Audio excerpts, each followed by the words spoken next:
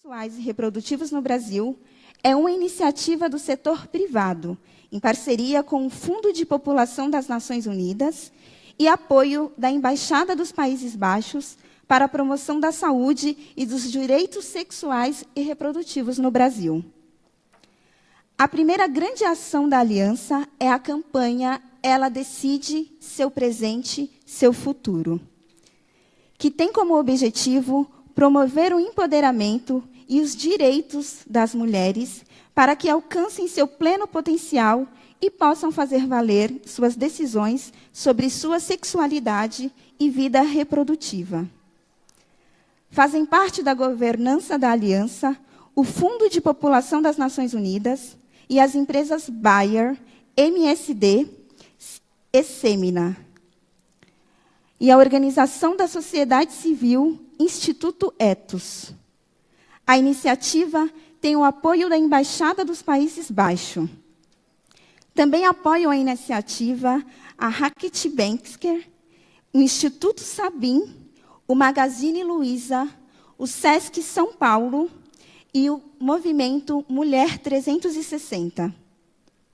Registramos a presença dos ilustres convidados que nos brindarão com suas intervenções ao longo deste evento. Cor van Hock, cônsul-geral dos Países Baixos em São Paulo. Jaime Nadal, representante do Fundo de População das Nações Unidas no Brasil. Tel van der Loo, CEO da Bayer. Marina Martins Ferro, gerente executiva do Instituto Ethos. Valéria Clemente, diretora de acesso da MSD. Maria Luísa Eluf, fundadora da Semina. Beatriz Galli, assessora sênior sobre política para a América Latina do IPAS. Ilka Teodoro, diretora jurídica da Artemis Aceleradora Social. Gabi Oliveira, youtuber do canal De Pretas. Bela Piero, atriz. Luísa Helena Trajano, presidente do Conselho de Administração do Magazine Luiza e conselheira do Fundo de População das Nações Unidas do Brasil. Weishon Maia, executiva de empresas. Rossana Pulcinelli, presidente da Associação de Obstetrícia e Ginecologia do Estado de São Paulo. Também registramos a presença dos conselheiros e conselheiras do Fundo de População das Nações Unidas, aqui presentes. Nossa ilustríssima conselheira, a doutora Elza Bercuó, e o doutor Gonçalo Vecina Neto. Em nome da Aliança pela Saúde e dos Direitos Sexuais e Reprodutivos no Brasil, saúdo todas e todos aqui presentes e convido para a fala de abertura o cônsul-geral dos Países Baixos em São Paulo, Cor van Hock, e Jaime Nadal, representante do Fundo de População das Nações Unidas no Brasil. Senhor Cor van Hock.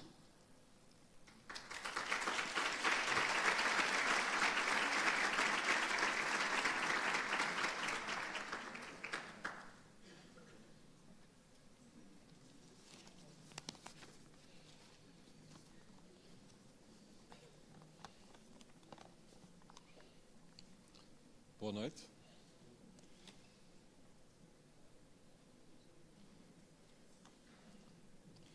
Em primeiro lugar, gostaria de agradecer por estar aqui hoje para discutir e promover os direitos sexuais e reprodutivos de mulheres e meninas no Brasil.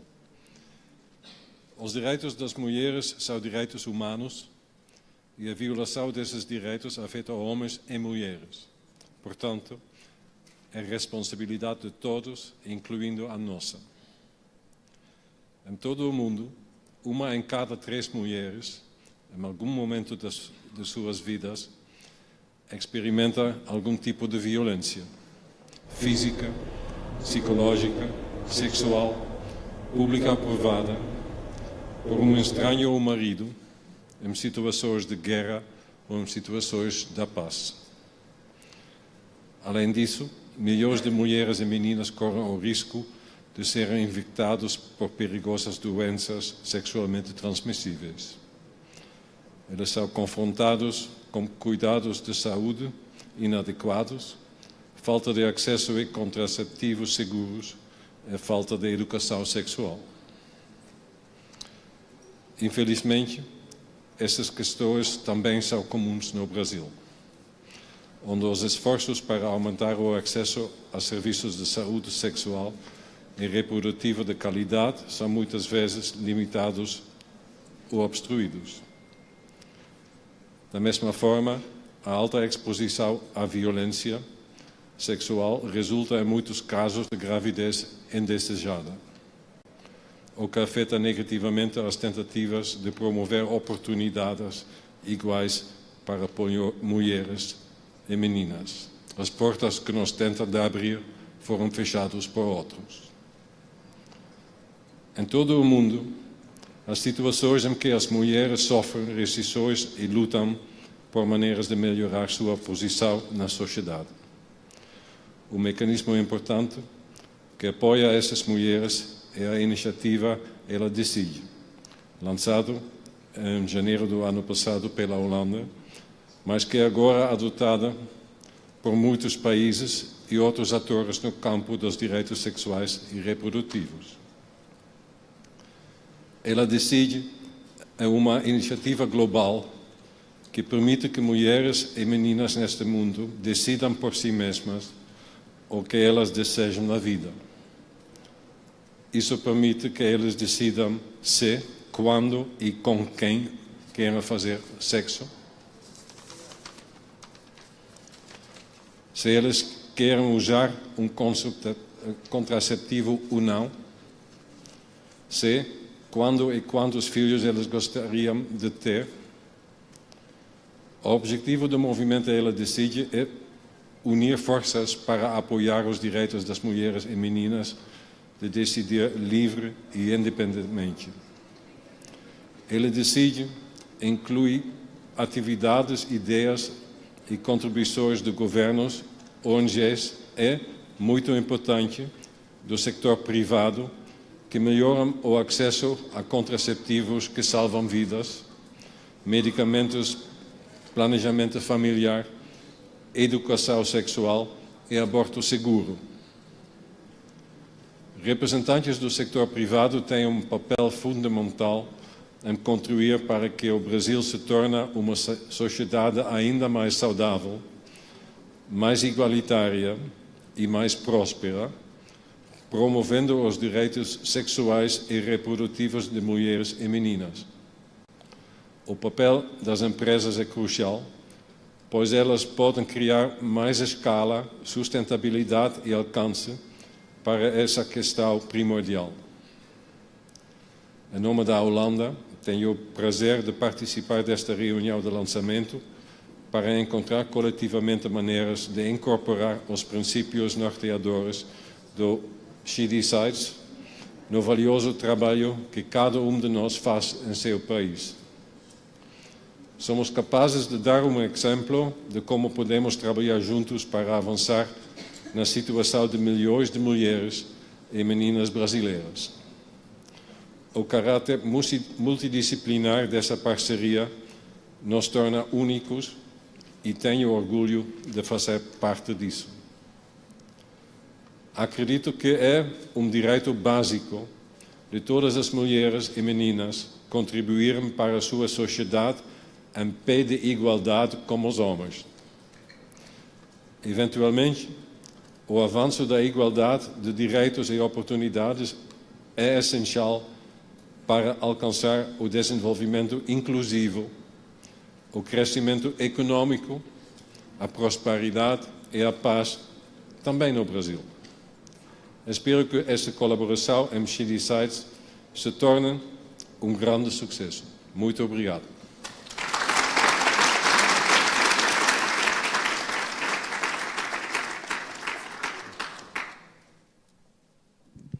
Muito obrigada. Agora, passo a palavra para o representante do Fundo de População das Nações Unidas no Brasil, Jaime Nadal. Muito obrigado e boa noite a todas e todos. En nome do Fundo de População das Nações Unidas, eu gostaria de agradecer a presença de cada uma e cada de vocês. É para nós un enorme prazer abrir este evento. Gostaria de destacar, en primer lugar, que se hoje estamos aquí é grazas a unha serie de institucións e unha serie de persoas as quais eu gostaria de reconocer e de cumprimentar no começo da minha intervenção. Eu gostaria, primeiramente, de destacar o apoio que temos recebido do Consello Consultivo do Fundo de População das Nações Unidas, a que me agradeço nas persoas dos conselleiros hoje aqui presentes, a profesora Elsa Bercuo, o profesor Gonzalo Vecina e a señora Luisa Helena Trajano. A alianza non existiría sen a inspiración que nos brindou a Embaixada dos Países Baixos no Brasil, a quen agradezo na persoa do señor Corban Honk, cónsul geral en Sao Paulo, e da señora vicecónsul Nana Stolze. E tampouco existiría sen o compromiso externado desde o inicio pelas organizações do sector privado. A Bayer, a que me agradezo na persoa do seu CEO, o señor Theo van der Loo, da Maila de la Torre e de Leonardo Mousiño. A Merckx MSD, a que me agradezo na persoa da Valeria Clemente, da Kelly Aguilar, Clever Santos. A Semina, a que me agradezo nas persoas da señora María Luisa Eluf, o señor Geraldo Matar e o señor Dimitri Mufagege. No Instituto Etos, a que me agradezo na persoa da señora Marina Martins Fego. A Rekit Benkiser, que tamén foi esencial no diseño desta alianza na persoa de Guillermo Nogueira. Gostaría destacar igualmente que a iniciativa conta con outras institucións privadas apoiadoras que, embora non sexan fundadoras, já tense mostrado abertas a contribuir. Xa as empresas signatarias do compromiso, ela decide seu presente e seu futuro. En particular, o laboratorio Sabin, na persoa do señor Fabio De Boni, ao Magazine Luisa, na persoa da señora Luisa Helena Trajano, o SESC, na persoa da señora Cristina Madi, e o Movimento Muller 360, na persoa da señora Margaret Goldenberg. A alianza contará con un comité técnico que está sendo formado, a quen desde ya agradezo na persoa da profesora Ana Luisa Borges Vilela, profesora da Facultade de Enfermagem da USP, e da señora Ilka Teodoro, directora jurídica da ONG Artemis. É moito inspirador realmente para nós ver aquí persoas con tan alto grau de prestigio, capacidade e engajamento. Todas reunidas para lanzar algo tan innovador cuanto a Alianza pela Saúde e pelos Direitos Sexuais no Brasil. Este é justamente o espírito dos Objetivos de Desenvolvimento Sustentável. Otimizar o potencial de todos os sectores da sociedade para construir un mundo máis justo. Tengo a certeza que a iniciativa que hoxe apresentamos vai contribuir para iso. As escollas de unha joven sobre súa saúde sexual e reproductiva producen impactos importantes en toda a súa vida, influenciando se ela vai se manter na escola, se ela vai completar a súa educación e se ela vai poder participar plenamente na sociedade. O exercicio da súa cidadanía comeza como a súa capacidade para tomar decisões autónomas e informadas, sen violencia, sen discriminación e con respeito. Ao longo de nosas vidas, todos nós temos ouvido historias que retratan moitos desafíos para ese exercicio de cidadanía e dos direitos, incluídos os direitos sexuais e reproductivos. Un caso que nos atingiu a todos de perto foi o surto epidémico do virus Zika no ano 2016 e 2017. Mulleres que non escolleran ter relações nen ficar grávidas. Mulleres que non tiveran acceso a servizos de saúde, incluída a saúde sexual e reproductiva. Mulleres que non coñecían a posibilidade do contagio sexual do virus. Mulleres que foran víctimas de violencia. Mulleres, en definitiva, que en decorrencia desa falta de autonomía tiveran a súa situación persoal, laboral, familiar aínda máis fragilizadas. Todos eses foran casos frecuentes na realidade de moitas mulleres, de moitas familias e de moitas comunidades no Brasil. E é por iso, precisamente, que é esencial que as mulleres brasileiras consigan decidir sobre o seu presente e o seu futuro. E para que iso aconteça, é fundamental que elas posan de fato decidir se queren ou non ter relações, se queren ou non ter fillos. E se optaren por ter, cando, con quen, o intervalo de tempo entre unha gestación e a outra. É fundamental para unha muller ter garantido o pleno exercicio dos seus direitos para poder decidir o seu presente e o seu futuro. Mas tamén é fundamental para as familias, para as comunidades e para o Brasil, pois mulleres que poden decidir geran enormes beneficios sociais e económicos a todo o seu entorno, contribuindo para a criação dunha sociedade máis saudável, respeituosa e inclusiva. Ningún país pode realmente se permitir perder tanto capital humano.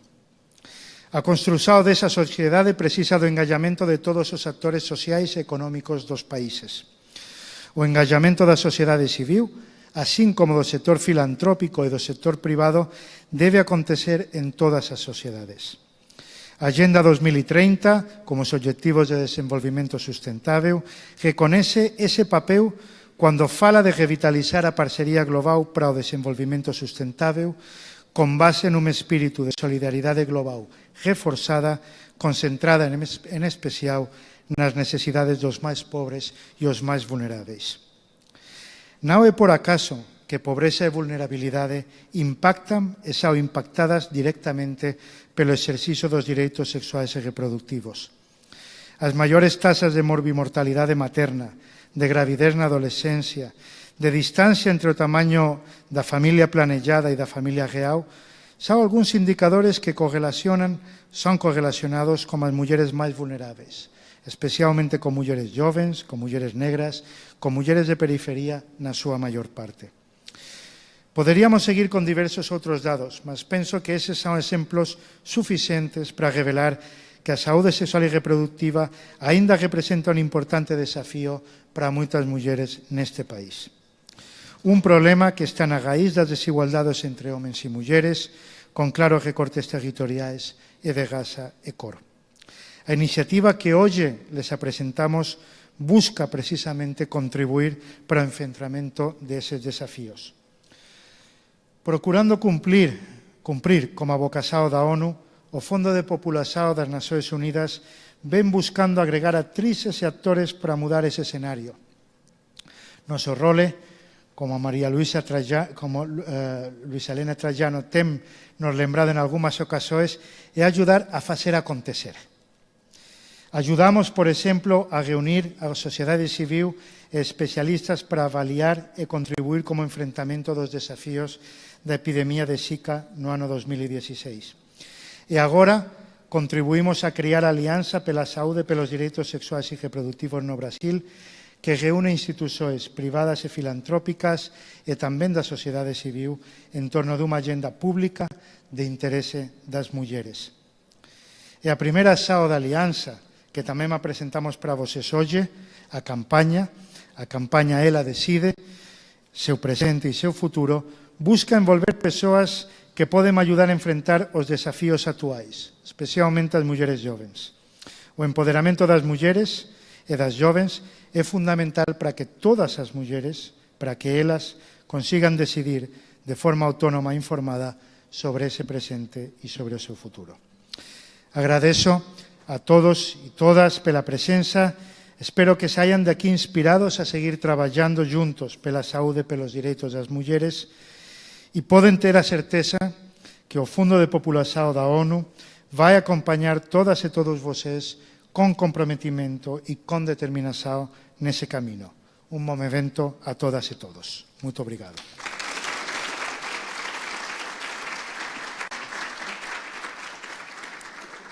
Obrigada, Sr. Jaime Nadal. Podem retomar os seus lugares. Registramos e agradecemos a presença da doutora Albertina Duarte Taquiuti, coordenadora do Programa Estadual do Adolescente e da Secretaria da Saúde do Estado de São Paulo. Nicolas Leitzlart, cônsul adjunto encarregado de assuntos políticos e comunicação. Geraldo Matar Júnior, CEO da Samina. Nana Stolvoz, vice-cônsul-geral dos Países Baixos em São Paulo. E José Maria Soares Júnior, vice-chefe do Departamento de Ginecologia da Faculdade de Medicina da USP. O planejamento reprodutivo, a igualdade de gênero e o empoderamento feminino são fatores chaves para que as mulheres tenham autonomia e possam exercer seus direitos humanos. Também são fatores chaves para a redução da pobreza no mundo. Mesmo para as nações em desenvolvimento, como é o caso do Brasil, as desigualdades são enormes, visíveis e representam um obstáculo para o crescimento do país. Para mudar essa realidade, o desenvolvimento deve ser pensado a partir de uma perspectiva sustentável, com base na igualdade, inclusão e exercício universal dos direitos. O planejamento reprodutivo, a igualdade de gênero e o empoderamento feminino precisam ser considerados nessa discussão. Sem eles, nações inteiras seguirão em círculo vicioso de pobreza, onde mulheres e meninas, que são as mais pobres entre os pobres, seguirão sendo deixadas para trás em um mundo que segue avançando de forma extremamente desigual. O enfrentamento dessa realidade e a construção de um ambiente favorável para o desenvolvimento das nações passa por estabelecer parcerias multissetoriais que mobilizem e compartilhem conhecimento, expertise, tecnologia e recursos financeiros. Essas parcerias estão previstas e são fundamentais para que os objetivos do desenvolvimento sustentável sejam alcançados até 2030. Por isso, é com grande satisfação que convido a vir aqui à frente Jaime Nadal, representante do Fundo da População das Nações Unidas no Brasil, Cor Van Hock, cônsul-geral dos Países Baixos em São Paulo, Tel Vanderloo, CEO da Bayer, Marina Martins Ferro, gerente executiva de práticas empresariais e políticas públicas do Instituto Ethos, Valéria Clemente, diretora de acesso da MSD, e Maria Luísa Eluf, fundadora do Semina. Para termos neste momento a apresentação pública da Aliança pela Saúde e pelos Direitos Sexuais e Reprodutivos no Brasil, passo a palavra para Tel Vanderloo, CEO da Bayer.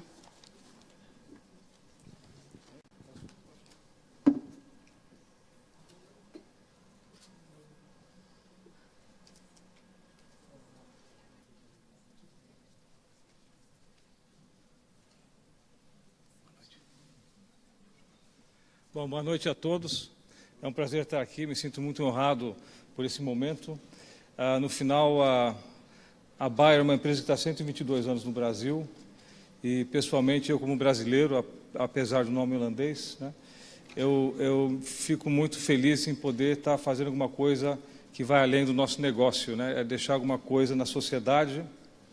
Fico também muito feliz em ver aqui muita diversidade, acho que isso também é algo muito positivo. E, no final, estamos aqui hoje por causa das mulheres. E, vendo assim essa iniciativa da Holanda, e pensando um pouco assim na história da nossa empresa, porque, no final, a nossa empresa, junto com a Merck, que está aqui também, a gente foi os pioneiros na área de contracepção. Todos nós temos produtos, diversas opções de tratamento. E nós notamos também, como dizia o meu saudoso amigo Flávio Gicovati, que realmente a chegada do anticoncepcional hormonal revolucionou o mercado de trabalho, porque inicialmente as mulheres ficavam mais em casa e não podiam trabalhar porque estavam com os filhos. E no primeiro passo as mulheres começaram a trabalhar e foram então fazer um trabalho um pouco mais simples, como assistente, secretária, uma coisa mais simples. E aí ele sempre falava para mim que no final começou a mudar mesmo para o homem quando a mulher se tornou uma ameaça e queria, na realidade, o lugar do homem, né? Isso já nos anos 60, 70.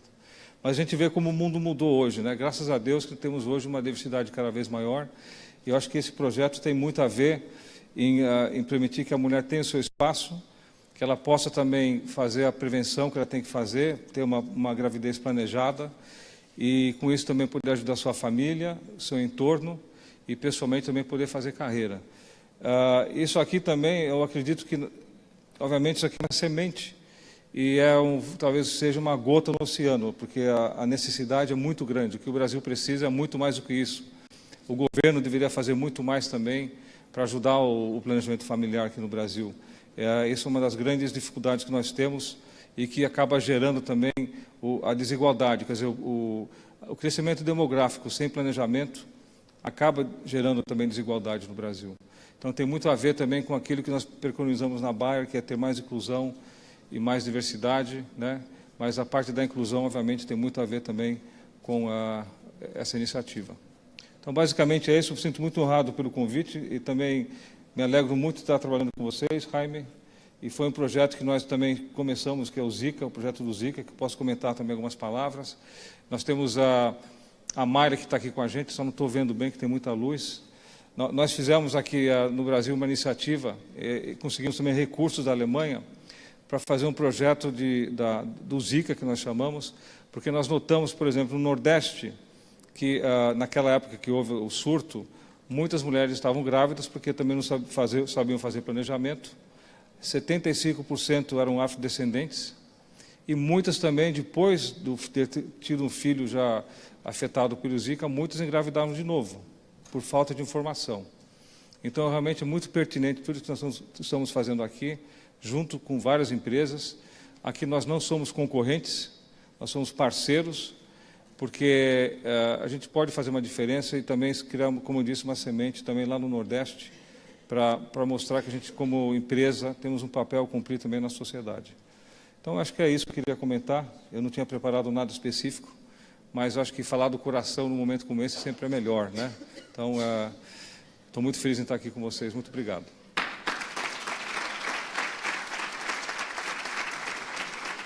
Muito obrigada, senhor Theo.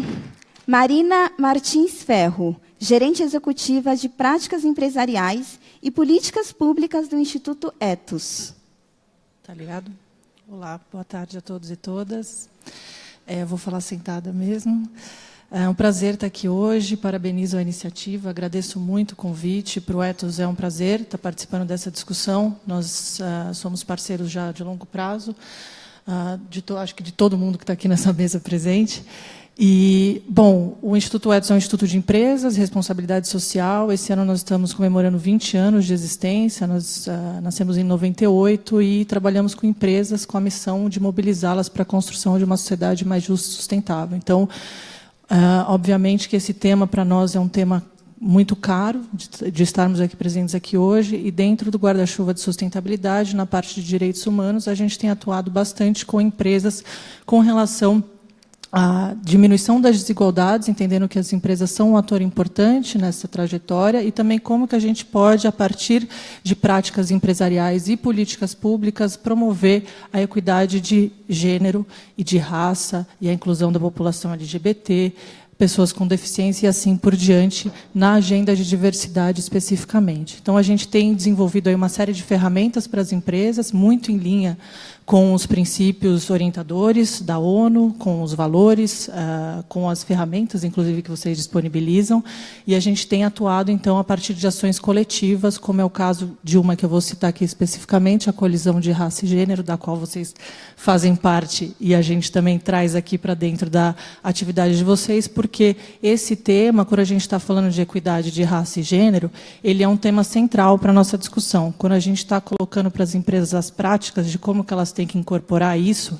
A gente está falando tanto da representatividade na alta liderança, como que a gente pode promover salários iguais, por exemplo, para cargos iguais, como que a gente pode trabalhar em questões de saúde e segurança específicas para a mulher, e aí também a gente sempre olhando dentro um pouco das caixinhas específicas, não somente de gênero, mas também, infelizmente, a nossa sociedade ela tem estruturas que nos afetam de forma diferente. Então, como que a gente olha para a mulher negra, para a mulher lésbica e outras questões, tanto de deficiência, enfim, que podem nos trazer diferenças na prática, né? Então, como que as empresas podem incorporar isso? Então, essa iniciativa ela é de fundamental importância quando a gente está falando da autonomia da mulher decidir, né, sobre seus direitos sexuais e reprodutivos, como que a gente cria uma forma equilibrada entre o nosso bem-estar, o nosso trabalho, a nossa vida pessoal, para que a gente não exerça sempre tripla jornada, como que a gente consegue equalizar um pouco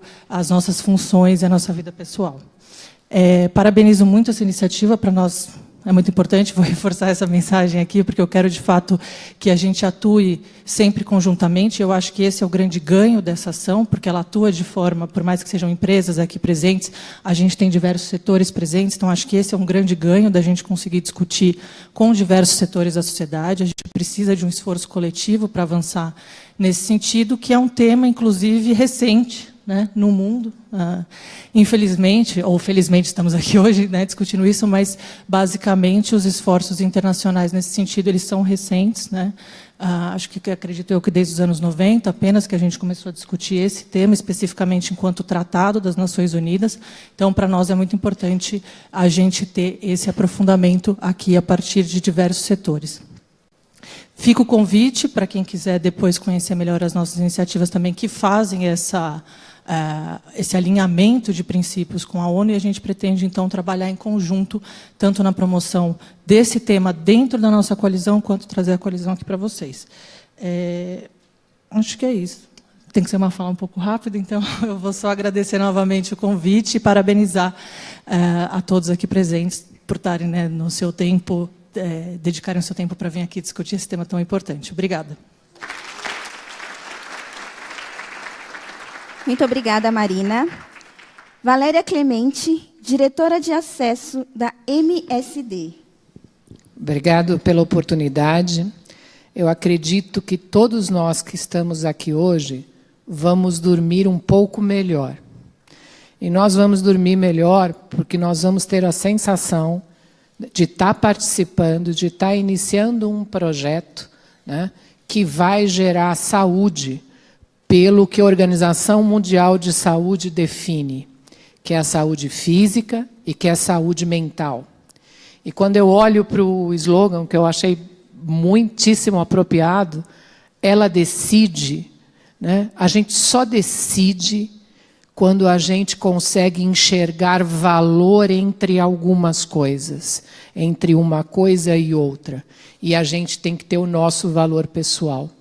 Então, a educação, a saúde, né, junto, pode fazer com milhões de jovens que nunca, a maioria delas, vai conhecer ninguém que está nessa sala, né, mas que, de alguma maneira, né, quando elas fecharem os olhos, ela vai estar agradecendo a cada um de nós, seja aqui pessoa jurídica ou pessoa física. Eu, com muito orgulho, represento hoje a MSD, né, que faz parte dessa cadeia de saúde, né, como indústria, que nós temos produtos para tratar doença, né, para prevenir doença, isso sim é saúde, né, e com muito orgulho, em nome do nosso presidente, o Hugo Nisenbaum, que não pôde estar aqui, o que a gente quer mesmo é agradecer, né, e que cada um de nós possa, daqui a algum tempo, fechar os olhos e, com muito, muito orgulho, né, ter participado, não só do dia de hoje, mas em arregaçar a manga, em algum momento do projeto, ser representado, para que milhões de mulheres e homens, por que não, né, possam decidir o seu futuro, possam ver o seu valor, né? Essa é a minha única mensagem. Obrigada. Muito obrigada, senhora Valéria. Maria Luísa Eluf, fundadora do Semina. Boa noite. Eu parabenizo os Países Baixos, representante cônsul aqui, a FANAWAP, pela iniciativa desse projeto. Eu trago aqui uma história do movimento de mulheres, que começamos em 75, no Ano Internacional da Mulher, e daí começamos a formar vários grupos que trabalhavam realmente com a violência, com o planejamento familiar, com atendimento psicológico. E desses grupos, na época, há mais de 40 anos, nós não tínhamos celular, nós não tínhamos mídia, e nós íamos para a rua, nós fazíamos conferências, nós lutávamos, e em 84 nós fizemos um encontro nacional da saúde da mulher, e saiu a Carta de Itapecerica, onde nós forçamos o Ministério da Saúde de implantar o PAISME, Programa de Saúde Integral, Programa de Atenção Integral à Saúde da Mulher. E com essa Carta de Itapecerica, nós demos a possibilidade de todos os postos de saúde atenderem a mulher desde os 10 anos de idade até os 80 anos, coisa que antigamente nós só encontrávamos obstetra para medir o abdômen da mãe, da futura mãe. E daí nós conseguimos colocar ginecologistas em todos os postos de saúde. Foram várias vitórias que, nessa trajetória de mais de 40 anos, nós conseguimos colocar as mulheres nas universidades, nós conseguimos o direito, a possibilidade dela ter 4 meses de descanso pós-maternidade, direito do pai ter uma semana de atendimento, de acompanhamento da mulher, e várias outras vitórias. E nós temos aqui na plateia muitas colegas minhas que lutaram e continuamos lutando pela saúde da mulher. Foi um dos primeiros projetos, a Casa da Mulher, em 1982, nós fundamos uma Casa da Mulher onde faríamos planejamento familiar na ótica da mulher, porque antigamente era o médico que impunha, você vai tomar isso, você vai fazer isso, e nós conseguimos, com essa metodologia na Casa da Mulher, colocar essa nossa experiência em todos os postos de saúde, para que ela pudesse decidir qual o contraceptivo que ela iria usar. E nessa trajetória, eu acho que nós conseguimos, além das vitórias, a ampliação desse movimento, mas acredito que os anos 80 e os anos 90 foram maravilhosos. Acontece que, no meu entender, nas outras décadas, nós tivemos pouco incentivo de instituições internacionais que nos apoiavam, e aí, realmente, as instituições governamentais que continuaram exercendo o planejamento familiar nos postos de saúde. Hoje, eu parabenizo essa iniciativa, porque eu acredito muito na mídia digital e acredito muito na formação da opinião através dessa mídia digital, porque hoje em dia os jovens, as meninas, os meninos estão atentos só nesse tipo de mídia, e com ela nós podemos transformar, nós podemos educar, nós podemos exercer possibilidade da informação, porque temos dois vilões hoje. Nós temos o sistema educacional, que não ensina nada sobre o aparelho reprodutor feminino e masculino, e o outro vilão é a televisão. Então, eu acho que a mídia digital vai ser a resposta para termos um sucesso nesse projeto. E através dessas comunicadoras e comunicadores que usam a mídia, nós teremos uma formação de opinião. Elas vão ser formadoras de opinião e vão transformar. É minha aposta. E, em vez de ela decide, eu aposto no eu conheço, eu posso, eu decido e eu sou feliz.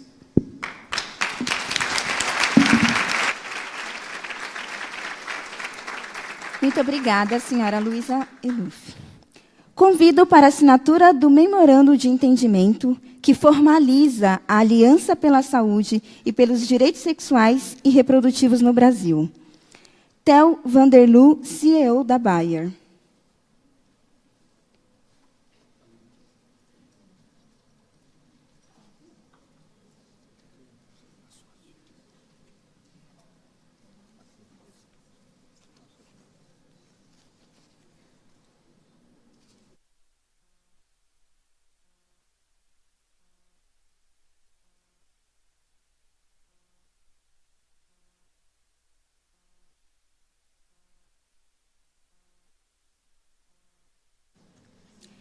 Marina Martins Ferro, gerente executiva de Práticas Empresariais e Políticas Públicas do Instituto Ethos.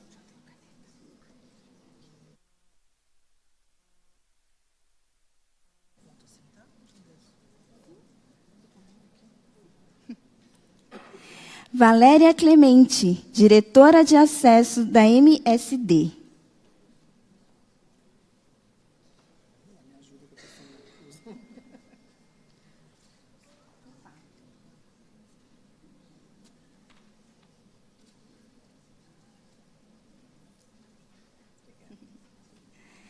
Maria Luísa Eluf, fundadora da Semina.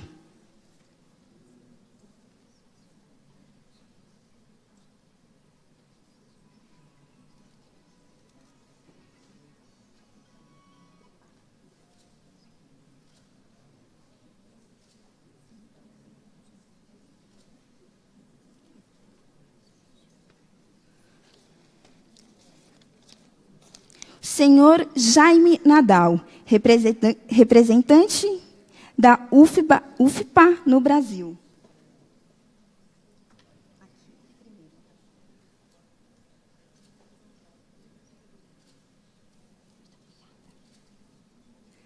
Cor van der Hoek, cônsul-geral dos Países Baixos em São Paulo.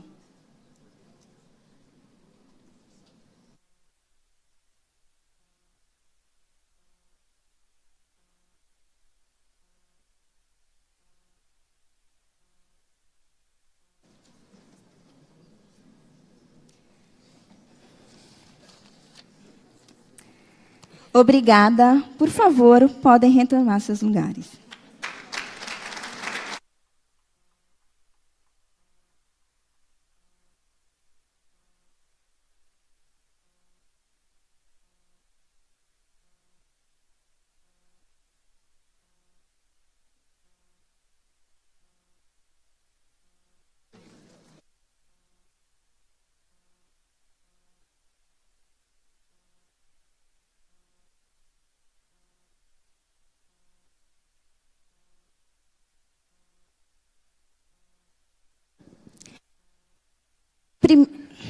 A primeira grande ação da Aliança é o lançamento da campanha Ela Decide Seu Presente e Seu Futuro. Sexo, Escolha e Consciência. Antes de darmos início à nossa roda de conversa, gostaria de convidar a todas e todos para assistir o primeiro vídeo que fala um pouco mais sobre essa iniciativa. Garotas, meninas, manas, vamos falar sobre o nosso corpinho? Seu corpo já tem uma história, só que toda mulher tem direito a fazer escolhas e construir essa história daqui pra frente. Por isso, criamos um espaço para que você possa ter mais informações, compartilhar essas histórias e experiências. Você não está sozinha, estamos juntas. Ela decide seu presente e seu futuro. Sexo, escolha e consciência.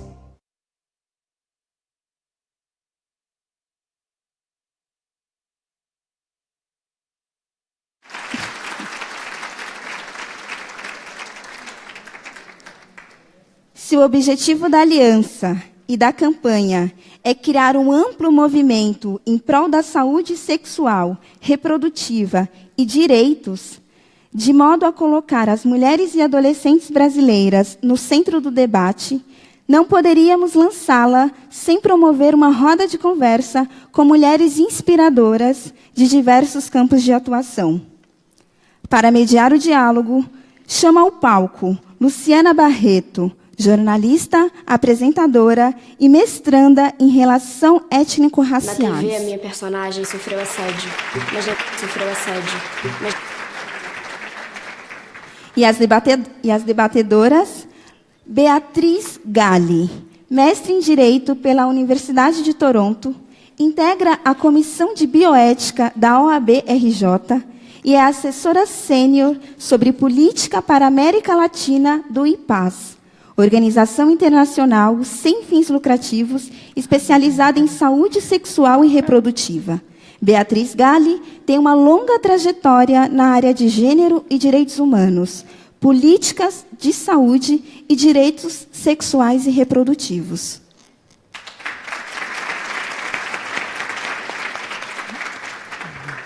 Ilka Teodoro, advogada, mestranda em Direitos Fundamentais, diretora jurídica da Artemis Aceleradora Social, cofundadora da Associação de Advogadas pela Igualdade de Gênero, Raça e Etnia.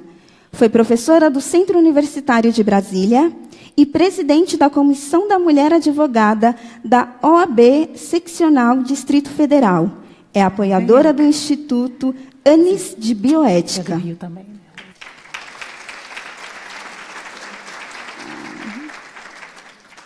Gabi Oliveira, formada em Comunicação Social, Gabi Oliveira tem recebido reconhecimento pelo seu trabalho no canal De Pretas por Gabi Oliveira, no YouTube. Com mais de 260 mil seguidores, em seus vídeos ela aborda assuntos que vão desde as relações étnico-raciais à estética da mulher negra. Vencedora do concurso YouTube Next Up e atual embaixadora Seda Brasil. Gabi está na lista de mulheres inspiradoras da Think Olga e já palestrou no Latin America Education Forum na Universidade de Harvard.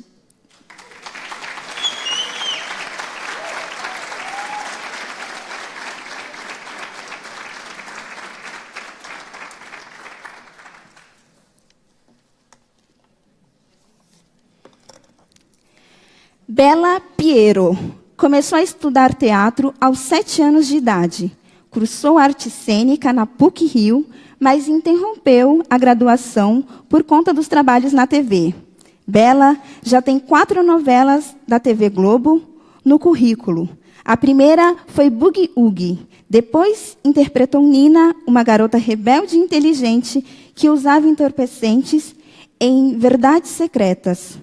Na trama A Lei do Amor, foi Shannara, uma menina moderna e com atitude. Atualmente, a atriz interpreta Laura, em O Outro Lado do Paraíso. A personagem foi vítima de abuso sexual e a atuação de Bela vem sendo comentada positivamente em todo o país. No teatro, seu último trabalho foi Becky Bird. E no cinema, ela participou do longa Ninguém Entra, Ninguém Sai, lançado em 2007.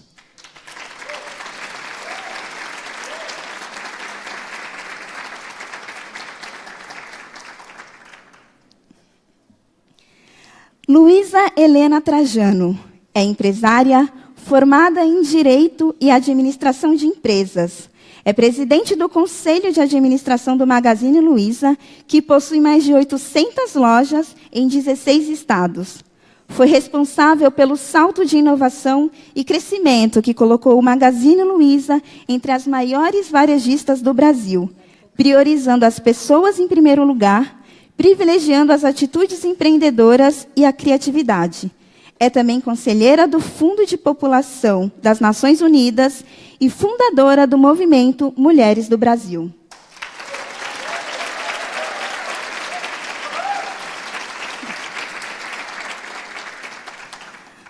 Weishou Maia é formada em Ciências Contábeis, pós-graduada na USP em Finanças e com cursos de especialização em Vancouver e em Harvard. Passou pela 7-Eleven, Novartis Pharmacy, Tiffany & Company e Pandora, nesta última como CEO, por 9 anos. Participou do Conselho do Consulado Dinamarquês e Câmara Dinamarquense, sendo também membro de conselhos como Comitê de Presidentes na Câmara Americana de Comércio, Young Presidents Organization, Instituto para o Desenvolvimento do Varejo, Grupo Mulheres do Brasil e Conselho de Desenvolvimento Econômico e Social. Também dedica seu tempo ao trabalho assistencial e hoje apoia a Fundação CAFU e outras instituições sem fins lucrativos.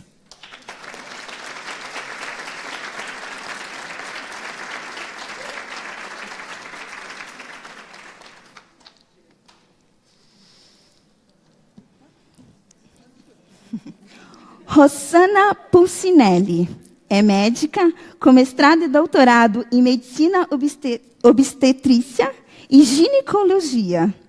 Presidente da Associação de Obstetrícia e Ginecologia do Estado de São Paulo.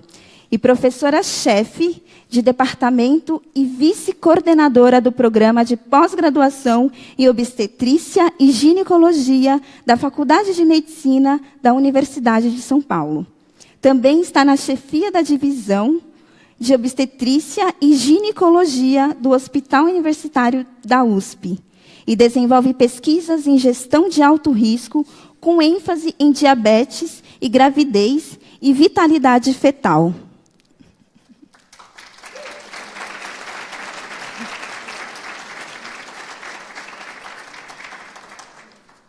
Sejam todas bem-vindas. Enquanto passo a condução da roda de conversa para a Luciana Barreto, convido a todas e todos para assistirem o vídeo da campanha que traz a apoiadora Bela Piero e tem como tema o tempo e a importância de conhecê-lo e respeitá-lo. Sem dúvidas, uma grande inspiração para começarmos o debate. Na TV, a minha personagem sofreu assédio, mas na vida real, milhares de mulheres sofrem assédio diariamente. Como lidar com isso? O seu corpo tem uma história única, que é só sua. E só você pode tomar as melhores decisões sobre ele. Quando, com quem e em que momento você se sente preparada para começar a sua vida sexual. A campanha Ela Decide foi criada para reforçar isso. Acesse eladecide.org. Conte a sua história e compartilhe experiências. Ela decide o seu presente e o seu futuro. Sexo, escolha e consciência.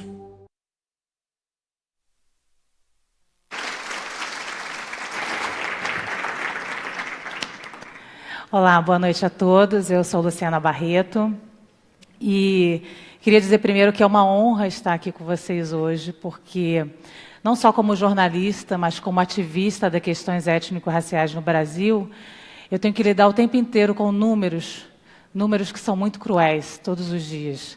Números que cortam a gente de verdade e que a gente não quer mais ouvir, né, falar desses números.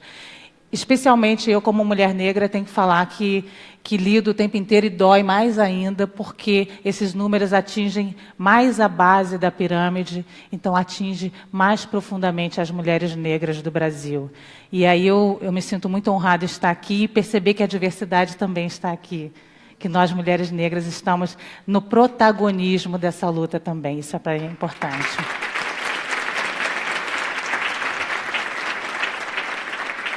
Sejam bem-vindas a Bela, a Ilka, a Rachel, Rosana, Luísa, Gabi, Beatriz.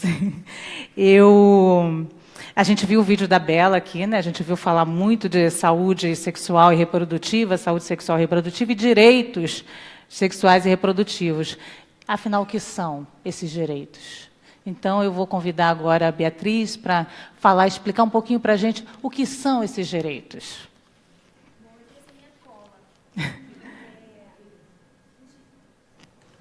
Eu trouxe a minha colinha porque são palavras e palavras e, às vezes, elas podem se enrolar na cabeça. Bom, os direitos sexuais e reprodutivos, eles foram falados no âmbito das Nações Unidas pela primeira vez no Programa de Ação do Cairo, que foi um documento que foi aderido, que vários países aderiram a esse documento de consenso, que foi discutido nessa conferência internacional em 1994. E nesse documento, chamado Programa de Ação de Cairo, existe o princípio de que toda pessoa tem o direito a gozar do mais alto padrão de saúde física e mental. No âmbito desse direito, existe a saúde sexual e reprodutiva, que também é um componente da saúde integral. E com a saúde sexual e reprodutiva vem junto, atrelado, os direitos sexuais e reprodutivos, que são, por exemplo, o direito de homens e mulheres a desfrutar de uma vida sexual satisfatória, sem risco, de ter filhos com liberdade para decidir fazê-lo ou não fazê-lo, e com que frequência fazê-lo, o direito a ter informação e acesso a métodos seguros de planejamento reprodutivo de sua escolha, e acesso também à saúde durante a gravidez, o parto e o abortamento sem riscos. Então, esses direitos eles foram consagrados nesse documento e, desde então, eles vêm sendo incorporados em políticas públicas. Esse programa de ação, na verdade, são diretrizes para os governos adotarem políticas para poderem, então, permitir que as populações tenham acesso a esses direitos. Obrigada, Beatriz. Eu queria já falar com a Gabi. Pode ficar, Gabi? Gabi é uma estrela da internet, do mundo da internet. Todo mundo conhece a Gabi. E a Gabi, ela dialoga muito com os jovens, e especialmente com as mulheres negras, né? Então, eu queria saber o que traz, que questões vêm relacionadas à sexualidade e as mulheres negras estão perguntando? Então, quando eu fui convidada para participar da campanha, a primeira pergunta que eu fiz foi essa: com quais mulheres nós vamos falar? De quais mulheres nós estamos falando, né? Porque mulher é um termo muito amplo. E a gente sabe que muitas mulheres têm o poder da decisão já. Eu posso falar por mim, no meu contexto, eu cresci já entendendo esse poder de decidir, escolher. Mas existem mulheres hoje que não têm esse poder. E quando a gente fala de internet, a gente está falando de uma construção, e é uma construção de uma nova narrativa. Só que nem nessa nova narrativa a gente consegue alcançar todo mundo, sabe? A gente consegue alcançar dentro dos nossos nichos. E o meu nicho, particularmente, são mulheres que estão na minha faixa de idade, que eu tenho 26 anos, e essas mulheres são de 18 a 34, a maioria do meu público. E boa parte delas também já tiveram esse momento de decidir o futuro e o que elas queriam. E elas te perguntam, Gabi? Te perguntam, fazem questionamentos? Eu acho, nesse ponto que eu quero chegar, na questão do planejamento. Quando eu falo de internet também, eu acho que eu funciono mais, entre aspas, como um exemplo. É isso, assim. Porque a gente fala muito de informação, mas a gente sabe que não é só a falta de informação que gera a falta de planejamento. Às vezes a pessoa conhece o método anticoncepcional, mas ela não tem uma nova perspectiva, ela não tem um novo olhar sobre o que a vida dela pode seguir. E aí eu acho que na internet hoje as conversas que a gente tem é mais em trazer essa nova perspectiva para que, a partir disso, a pessoa busque a informação. Perfeito. Ilka, a gente sabe que a sociedade, a organização que você trabalha, a Artemis, ela tem trabalhado muito o tema da qualidade do atendimento ginecológico, né? E a violência obstétrica está aí, é um tema que ninguém gosta de falar, muitas mulheres têm vergonha de falar, mas é um tema delicado, é um tema difícil. E muitas vezes tem a ver com a questão do racismo institucional. Queria que você explicasse para a gente o que significa violência obstétrica, como é que isso está relacionado com o racismo institucional.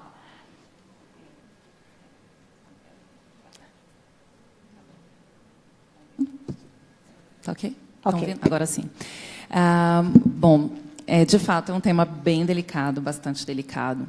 O termo violência obstétrica é um termo muito recente, ele é um termo cunhado recentemente. Então, ainda causa uma certa estranheza, uma certa dificuldade, inclusive de diálogo com o mundo médico. Mas eu queria trazer uma questão que aconteceu muito recentemente. Eu estava ontem em Brasília, num fórum de obstetrícia do Conselho Federal de Medicina, e foi um encontro muito gratificante para mim, porque depois de 4 anos lidando com esse universo, com todas essas questões de enfrentamento à violência obstétrica, né, a ONG Artemis, da qual sou diretora jurídica, e a primeira organização da sociedade civil que tem o enfrentamento da violência obstétrica no seu objeto social. E no começo era uma discussão muito difícil, era um enfrentamento de fato com a classe médica, então foi um momento de muito debate e confronto mesmo. E o que eu pude perceber ontem é que já existe hoje uma abertura para um diálogo, é um termo que está solidificado, né? Os médicos tinham uma resistência, não vamos falar disso, não vamos tratar disso, mas é uma coisa que hoje é reconhecida. E é importante a gente reforçar o conceito, porque o que é a violência obstétrica? Primeiro, quando a gente fala de violência obstétrica, nós não estamos tratando diretamente de questões que só o médico pratica, né? A violência obstétrica é uma prática, uma prática que tem a ver com a violência institucional, que significa uma discriminação, um tratamento inadequado ou um tratamento ineficiente que as mulheres recebem no serviço de saúde, na atenção à saúde. A violência obstétrica ela está restrita à violência que as mulheres sofrem durante o período do pré-natal, durante o parto e durante o pós-parto, ou também nas situações de atendimento da saúde, em situações de abortamento. Então, qualquer tratamento no serviço de saúde inadequado que significa uma violência para a mulher é enquadrado como violência obstétrica. A violência obstétrica é uma das formas de violência de gênero, ou seja, tem como característica a prática contra o grupo das mulheres. E a gente não tem como falar de violência de gênero na atenção à saúde sem falar também da questão do racismo, porque são violências que se perpassam. Nós vivemos numa sociedade que é uma sociedade ainda racista, né? O Brasil foi um dos países que tem um passado escravagista, que foi por muito tempo, e foi um dos últimos a abolir a escravidão. Então, nós temos uma sociedade que é estruturada com base nessas questões. Então, somos um país racista, somos um país ainda machista, e isso se reflete no serviço de atenção à saúde, de forma que ainda temos presente nesses serviços a violência de gênero, né, e o racismo institucional. E isso, quando a gente fala disso, a gente está falando justamente de questões que afetam diretamente uma parcela da população, muito particularmente mulheres não brancas, para não dizer especificamente mulheres negras, porque a gente tem outras questões que envolvem discriminação em razão não só de questões raciais, mas também de etnia, de cultura, de cor. O racismo no Brasil tem uma questão fenotípica muito grande, né? Quanto mais próximo do fenótipo do negro, mais racismo existe. Então, tudo isso está presente nessa situação. Então, quando a gente fala de racismo institucional, a gente está falando de estatísticas que atingem particularmente mulheres negras, mulheres mais vulneráveis, mulheres indígenas, né? Soube de uma estatística recente do Hospital Leonor, Maternidade Leonor, aqui em São Paulo, de que 1/3 dos partos que acontecem lá são de mulheres bolivianas no último ano. Então, tem todo esse componente de etnia, de cultura e de raça envolvido. Se a gente tivesse que tratar muito rapidamente, tá? Se a gente tivesse que... Você falou que a gente avançou. Se a gente tivesse que tratar de 0 a 10 esse avanço, quanto que seria que a gente avançou nessa discussão?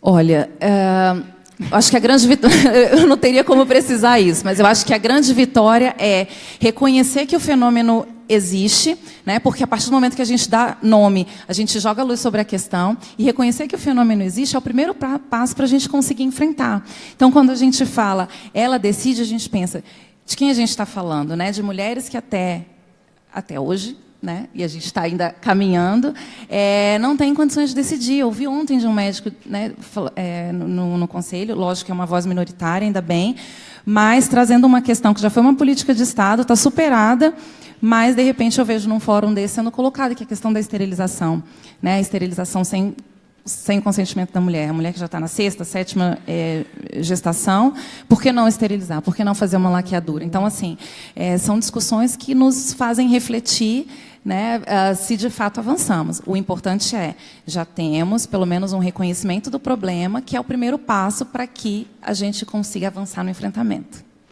Muito bom. A gente tem aqui vários recadinhos ao longo desse nossa conversa, nosso debate. Então, vamos ver um vídeo agora. A Juju mandou um recado para a gente. Vamos assistir.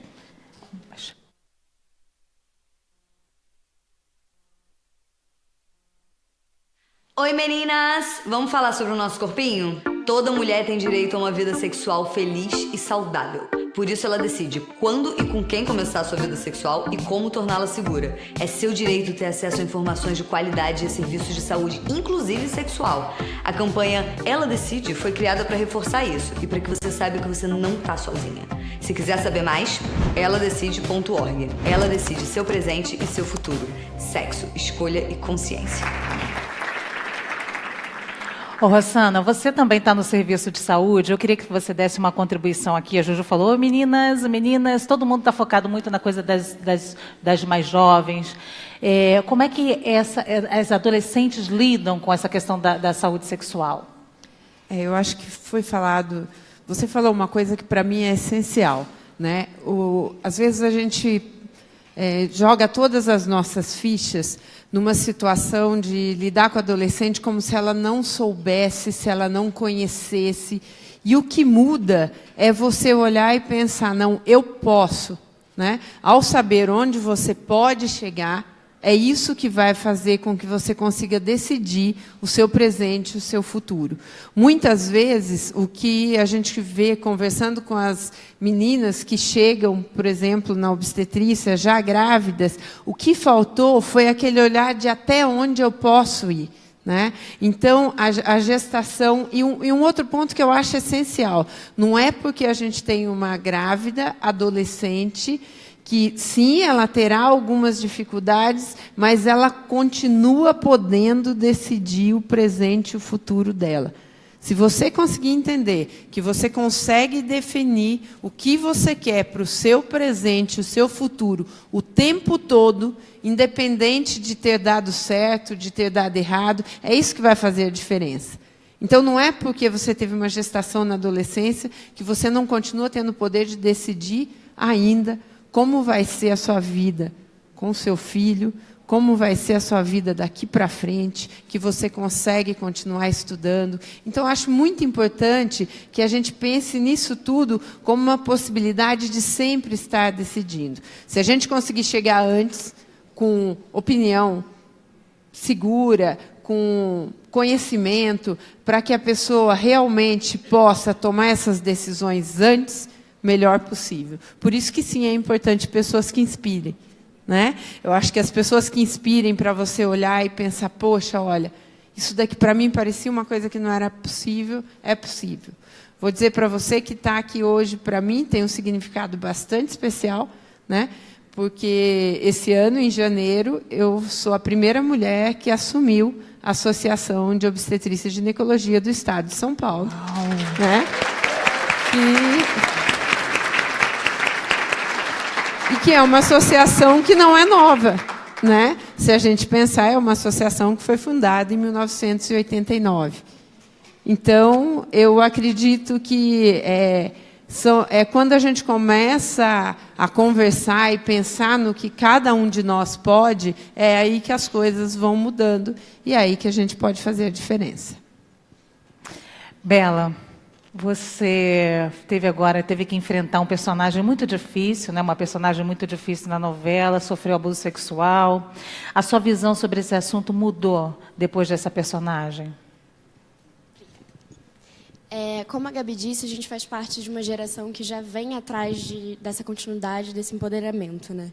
Então, eu sempre tive o poder de escolha, eu fui criada com esse olhar mais atento de empatia, né? Esse diálogo sincero com os meus pais, com os meus educadores, para promover essa decisão e esse empoderamento, esse autoconhecimento, né? Eu acho que é isso que faz decidir. Mas, sem dúvida, sendo porta-voz da Laura e de todas as mulheres e homens que já foram abusados sexualmente, mentalmente, moralmente, emocionalmente, foi muito triste perceber e constatar que a realidade, na maioria dos casos, mora dentro de casa, né? Os abusos são feitos dentro de casa por familiares e eles que tiram o poder do início da escolha, né? De quando eu quero começar a minha vida sexual. E nos relatos de muitas meninas e meninos que me contaram sobre os abusos, o que mais me marcava era justamente isso. Bela, eu perdi o meu direito de escolher, eu perdi a minha infância. Eu perdi o direito de escolher quando que eu ia começar a me tocar, quando que eu ia me sentir confortável para ter uma relação. Então, sem dúvida, isso mexeu muito comigo e eu fiquei muito realizada e feliz de ver que, com a Laura, com a história da Laura, muitas meninas se encorajaram a buscar ajuda profissional, se encorajaram a falar sobre o assunto, que já é muito difícil, né? Um assunto muito polêmico, muito doloroso, com muita culpabilização da vítima. Então, aceitar e entender que o problema não é com você, a culpa não é sua, né? Você é uma vítima nesse caso e ir atrás de ajuda, entender que o trauma não vai te definir para sempre e denunciar. Né? Tudo isso aconteceu muito. Então, isso me deixou realizada, entendendo que, nessa questão sexual, cada vez mais, nós, mulheres e adolescentes, pré-adolescentes, decidimos quando, como, com quem, onde queremos que aconteça. É isso. E cada vez que a gente denuncia, né, a gente faz com que... Cada vez que a gente denuncia, a gente faz com que o poder público, que eles não podem não querer, mas a gente direciona o olhar do poder público para aquele problema, né? Ainda hoje eu falei no jornal de manhã uma operação da Polícia Federal contra a pedofilia e contra abuso sexual de crianças. Obrigada, Bela. Agradeço, prazer. Agora, a informação é importante. Eu queria dizer que é uma honra estar aqui com a Luísa, que é uma guerreira, que está o tempo inteiro engajada nisso. E eu queria ouvir desse mundo corporativo. Você está sempre o tempo inteiro atenta a essas questões no mundo corporativo, Luísa. Fala para a gente um pouquinho como funciona isso. Boa noite. Estou rouca, viu, gente, que eu estou vindo de tanta viagem. Mas, inclusive, eu fico muito feliz, porque, assim, o que eu vejo, quando eu vejo um fórum de Davos, na América Latina, falar desse assunto economicamente, é sinal que a coisa vai melhorar, que isso vai dar lucro para as empresas que assumem a igualdade social, que assumem a desigualdade de gênero, e isso me deixa muito feliz. Porque no mundo de negócios, você só consegue fazer quando as pessoas veem que isso pode dar resultado. Eu digo a vocês que eu vim de 2 eventos mundiais agora e fiquei muito feliz com isso. Mas vamos falar um pouquinho do mundo corporativo. É impressionante, minha gente. Eu escutei, não sei se foi o Theo, alguém falar aqui, quando a empresa entra. Eu costumo dizer, e eu falo muito para o Jaime, assim, que nós estamos no momento de fazer acontecer. Porque o diagnóstico nós temos. E aonde eu estou fazendo acontecer. E, para mim, a gente só consegue fazer acontecer quando a gente se une. Se une todos os movimentos, que fala de violência para a mulher, que fala de violência dela decide, que fala da saúde da mulher, porque, senão, a gente está muito fragmentado. Então, a proposta das Mulheres do Brasil é unir todos esses movimentos, não é inventar mais um, e unir a sociedade civil. E aí eu costumo dizer que a gente passa por 3 fases muito distintas. Primeiro, é o que vocês estão fazendo aqui, é furar a nuvem. É como está muito obscuro, tem uma chuva lá e a nuvem não deixa. Então, furar a nuvem através de campanhas. E aí eu digo para vocês o tanto que a empresa ajuda.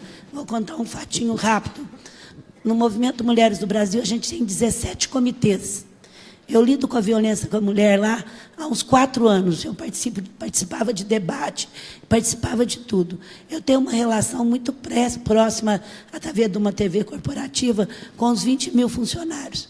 Eu levei igualdade igualdade. Sou totalmente a favor de cota. Cota é um processo transitório para acertar uma desigualdade. Eu convenço qualquer pessoa que é contra com o único dado. Eu convenço com o único dado na mão. Hoje, as empresas listadas na Bolsa têm 7% de mulheres em conselho. Se vocês tirarem as donas e as filhas de dona como eu, cai para 2%. Nós vamos levar 110 anos para ter 20%.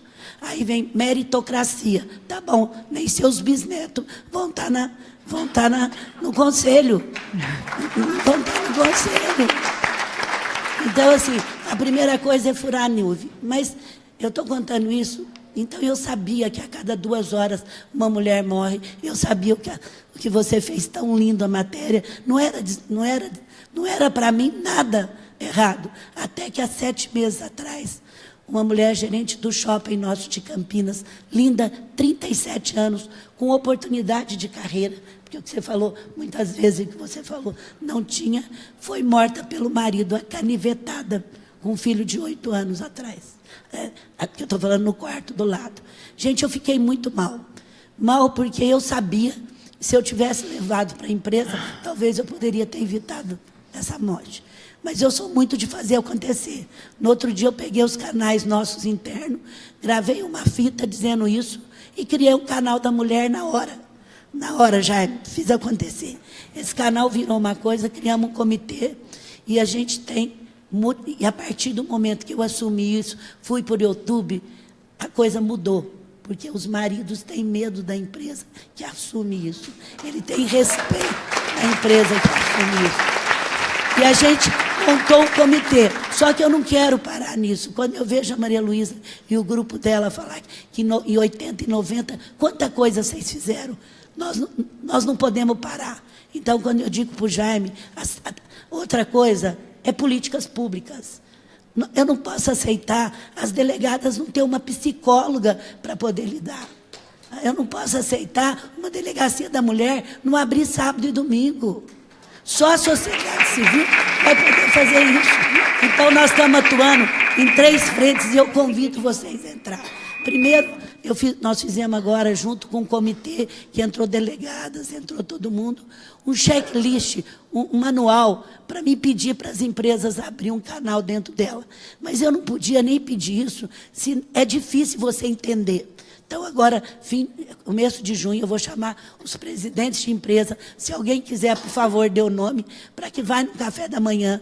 Eu vou aproveitar um lugar que eles estão querendo conhecer, que é nosso laboratório digital, que aí eu convido para conhecer o laboratório digital, que é super interessante. Vem gente do mundo inteiro conhecer e vou lançar um manual para as empresas. Em agosto, Mulheres do Brasil vai fazer um encontro com todas as delegadas do Brasil, aonde a gente pode sentir o que nós podemos fazer. Então, o convite é esse. Quando a empresa... E agora, é muito legal, a empresa só vai ter cliente se ela entrar no social, se ela entrar nas causas. Isso vai ser o triplo EBITDA. As empresas estão cansadas, as pessoas não estão dando.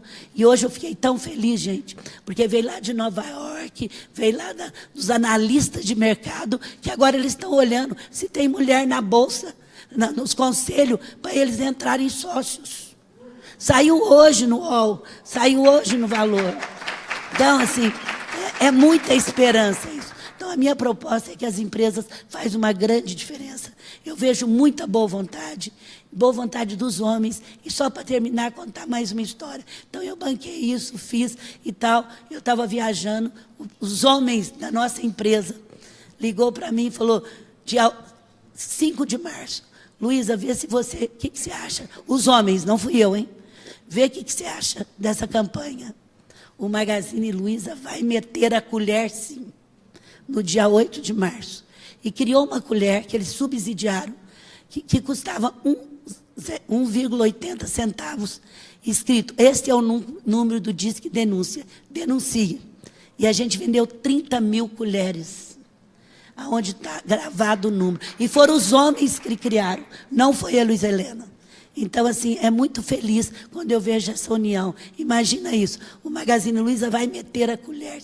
Diz que em briga de marido e mulher, ninguém mete a colher. O Magazine vai meter a colher. Sim.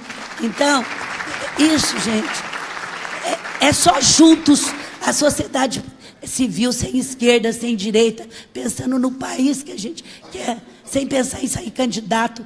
Vamos nós para Brasília, 20 mil, 30 mil pessoas, fazer a provocação que nós precisamos. Esses dias, Mulheres do Brasil pegou o WhatsApp de 13 mil políticos, de noite. De noite. A prova é a força da sociedade civil. Então, eu te digo que é muito forte.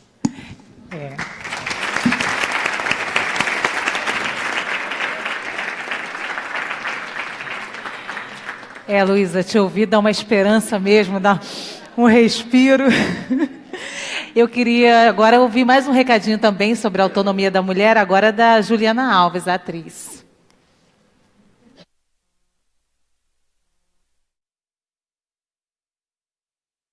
Quando eu escolhi me conhecer melhor, consegui entender meu corpo, meus limites e meus tempos. Eu, você e toda mulher tem o direito de dizer sim ou não ao que a vida nos apresenta. O seu corpo te pertence e só você pode tomar as melhores decisões sobre ele. Decidir o que quer viver agora, com quem e como se proteger. Acesse eladecide.org. Ela decide seu presente e seu futuro. Sexo, escolha e consciência. Parabéns.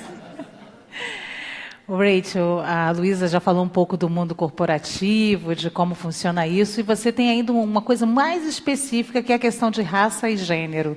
Eu queria que você fale, você é pioneira, está sempre nos holofotes ralando, nos representando, mas fala mais uma vez para a gente como funciona isso, qual é a importância desse trabalho que você faz. Boa noite a todos e todas. E é uma puta sacanagem da tua parte me deixar para falar depois da Luísa. Falei! É uma sacanagem. Não é justo. A Luísa é a estrela da festa, pô. Mas tudo bem, com minha humildade eu vou falar um pouquinho sobre não basta ser mulher, não basta ser negra, não basta ser mãe solteira. Né? Tem que fazer a coisa acontecer. Falando um pouquinho do Ela Decide, seu presente, seu futuro, falando da minha realidade, do que eu vim do meu passado versus o presente que eu vivo como uma executiva, representante de grandes multinacionais, sim. E como futuro que eu vejo também, que quero continuar dentro deste processo de crachá, né, de estando fazendo parte de grandes multinacionais, apoiada, tenho a Luísa como uma das minhas mentoras, o Theo também. Então, é bom demais poder ter pessoas como eles para me mentorar. Só que não é todo mundo que tem essa oportunidade. E quando você vai... Eu sou da periferia. Eu venho do extremo da Zona Sul de São Paulo. E eu vou todo final de semana para lá, porque eu também dou catequese lá. E quando você entra nas comunidades e traz um jargão desse, ela decide para aquela mulher que trabalha, mas que morre de medo do marido, ou que tem que pedir permissão a hora que ela acaba de lavar roupa, se ela pode ir no salão fazer unha.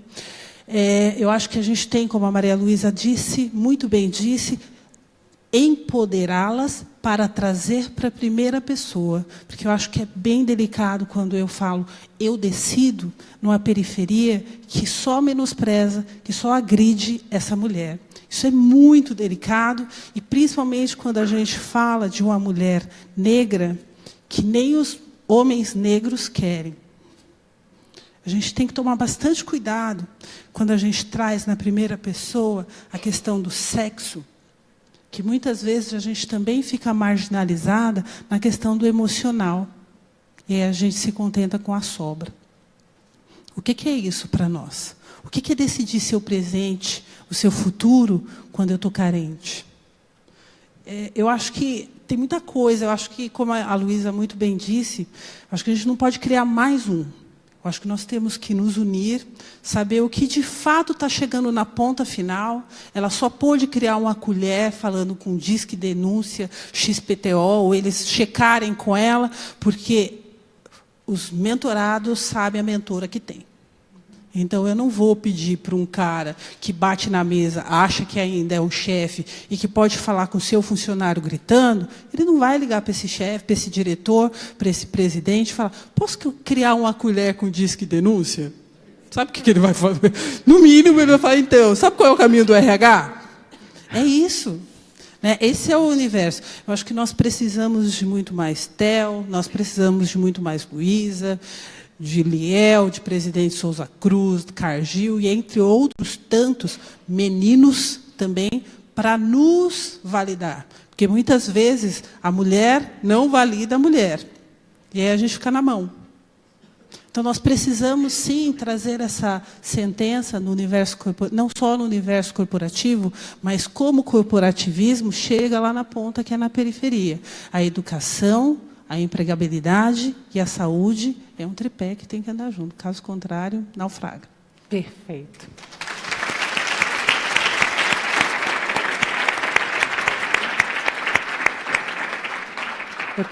Eu queria aproveitar mais uma vez a presença da Beatriz aqui para tirar mais uma duvidazinha. Eu sei que você trabalha há muitos anos com direito à saúde, internacionalmente, inclusive. Isso dialoga com os objetivos do desenvolvimento sustentável? Existe esse diálogo? Explica para a gente. Sim. Na nova agenda, que é chamada Agenda 2030, que é a agenda dos Objetivos de Desenvolvimento Sustentável, a saúde é um dos principais objetivos, é o objetivo número 3. E dentro desse objetivo existem as metas. Existe a meta, por exemplo, do acesso universal à saúde sexual e reprodutiva. Também existe a meta, o objetivo de atingir a igualdade de gênero, que também é muito importante para todos os outros objetivos de desenvolvimento sustentável. Ou seja, esses conceitos eles são centrais para o desenvolvimento daqui para frente. Eu acho que eu aprendi muito hoje, assim, ouvindo vocês aqui. Porque eu acho que é super importante a parceria com o setor privado, que também é um dos objetivos de desenvolvimento sustentável, o objetivo número 17, fala das parcerias para poder, inclusive, implementar essa agenda. E sem isso é quase impossível, porque a gente realmente tem que se unir, tem que se juntar, e eu estou querendo assim, parabenizar a campanha, as peças estão assim, são excelentes, eu acho que falam uma linguagem muito próxima, muito atual, uma linguagem muito feminista, falando dos temas da juventude, dos temas das mulheres, e eu estou assim, muito satisfeita de estar aqui hoje. Eu queria agradecer essa oportunidade.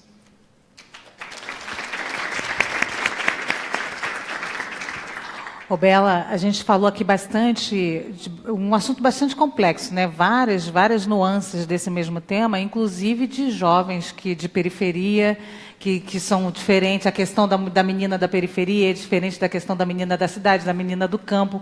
Então, são muitas nuances, né? Primeiro, eu queria que você me dissesse se é desafiador essa questão para você, do início da vida sexual, e se você tem noção, se o jovem de hoje tem noção dessas diferenças. Primeiro, queria dizer que é difícil me expressar depois de todas as mulheres aqui.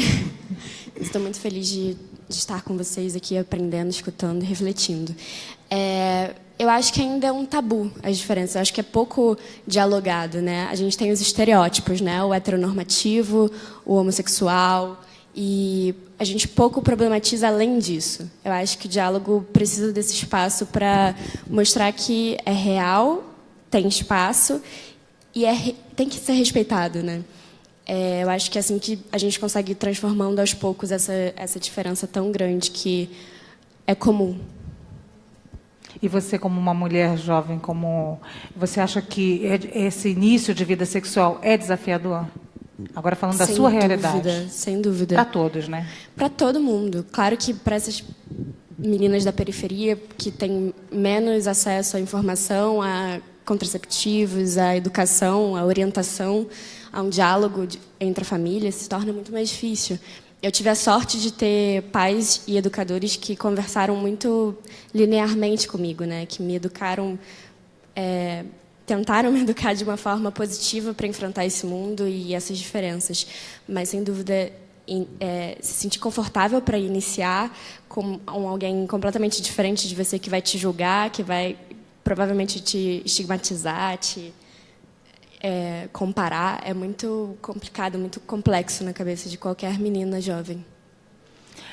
Ainda até falando um pouquinho desse tema, Rossana, há algum tempo eu fiz uma série de reportagens também sobre essa temática, e era gravidez na adolescência, e muitos especialistas diziam que as meninas, na verdade, elas engravidavam, muitas delas, na periferia, e eu fiz na periferia, engravidavam por uma questão de pobreza e importância. Eu vou explicar, vou dar um exemplo para explicar.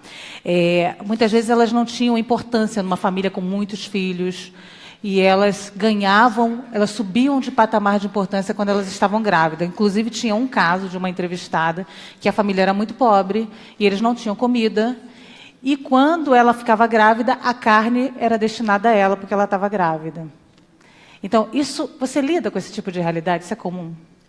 Eu acho que quando a gente lida com gravidez na adolescência, tem situações que são assim. Né? Às vezes, por isso que eu acho que gravidez na adolescência, acho que a doutora Albertina dedica a vida dela toda à adolescente, né? A cuidar da adolescente, eu acho que a gente tem que falar dela. E o que a gente vê na gravidez na adolescência é que ela não pode ser, você não pode cuidar sem ter um psicólogo, sem ter uma equipe multiprofissional trabalhando junto. Por quê? Porque você vai lidar com situações assim. Tem situações que adolescente, por isso é que a perspectiva de poder decidir o presente e o futuro, mostrar essa perspectiva, é o que pode mudar a realidade. Porque, às vezes, no dia a dia, a única coisa que a pessoa percebe é isso. Né? Então, por exemplo, existe a possibilidade de sair daquela casa onde tem inúmeras pessoas e ir para uma outra casa, né? Onde ela vai ser o centro da atenção, porque ela vive na casa dela, que a mãe, pelo menos socialmente, tem um status melhor do que o dela. Então, é olhar qual é a perspectiva. Às vezes, ela pode olhar e falar, olha, a chance que eu tenho de melhorar a minha vida é ter uma nova família. Mas, muitas vezes, isso é pela falta de olhar além e dizer, não, olha aonde você pode chegar. Né? Então, acho que é uma coisa que é relevante, sim. Ela é mais relevante quando você olha alguém que tem uma condição socioeconômica, cultural, tudo isso envolvida, o acesso à educação, e educação, a gente tem que falar de educação de qualidade, para que você possa olhar e falar, com educação de qualidade eu posso dar um passo além. Mas é uma realidade que ainda hoje existe, sim. Você tem toda a razão, acho que é bem interessante isso. Claro. Mas é para você a provocação.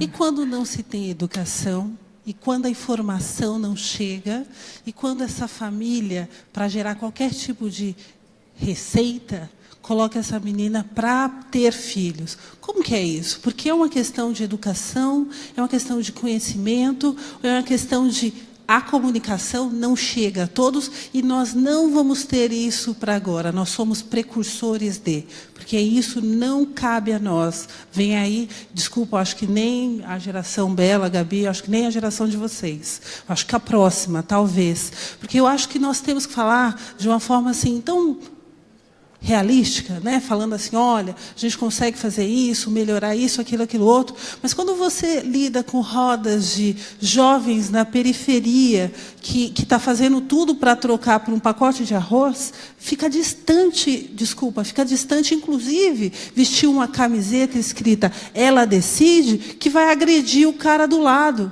Ou que a menina vai passar na porta de um bar e eles vão tirar o barato da cara dela, que já vai fazer ela ir para casa, tirar a blusa, porque aquilo não tá bacana, não está, it's not fit well. Fala para mim, então, um pouquinho sobre essa questão da educação, e essa educação que pertence a 80%, né, do Brasil que não tem. Eu acho que você está falando uma coisa que até fica bem clara quando a gente vê a repetição das histórias.